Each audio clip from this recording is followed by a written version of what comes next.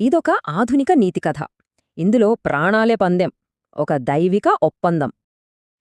ఒకవేళ గాంధీకే మృత్యుదేవుడైన యముడికి పందెం పడితే ఎవరు గెలుస్తారంటారు? ఈ యమలోకంలో మనుషుల గురించి వాళ్ళిద్దరి మధ్య ఓ పెద్ద వాదన జరిగింది.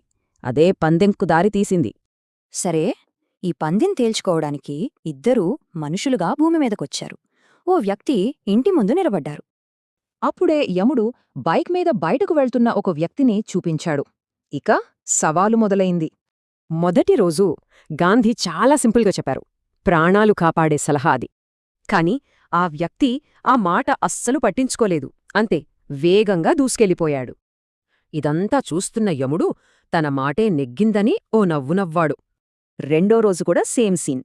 గాంధీ మళ్లీ అదే హెచ్చరిక చేశారు. రైడర్ మళ్లీ పట్టించుకోలేదు. యముడి నవ్వు ఇంకా పెద్దదైంది. కాని గాంధీ ముఖంలో మాత్రం ఆందోళన, నిరాశ. ఇక మూడో రోజు చివరిసారిగా గాంధీ చాలా ఓపికగా అతడికి చెప్పడానికి ప్రయత్నించారు. కాని లాభం లేదు. ఎప్పటిలాగే ఆ మాటను పూర్తిగా పక్కన పెట్టేశాడు. వెళ్ళిన కొద్దిసేపటికే ఆ రైడర్ మరో బైక్ను ఢీకొట్టాడు. పెద్ద ప్రమాదం జరిగింది. ఫలితం చాలా దారుణంగా ఉంది. హెల్మెట్ ఉన్న మరో రైడర్ ప్రాణాలతో బయటపడ్డాడు. ఇక ఆ వ్యక్తి ఆత్మ గాంధీ, యముడితో కలిసి పరలోకానికి చేరింది. అక్కడ గాంధీకి ఒక ప్రశ్న తట్టింది. గాంధీ అడిగారు, 3 రోజులుగా అంతలా చెప్పినా ఎందుకు వినలేదు అని. ఆ ఆత్మ ఏడుస్తూ చెప్పింది, గాంధీ మాటలే కాదు, పోలీసుల హెచ్చరికలు కూడా పట్టించుకోలేదని.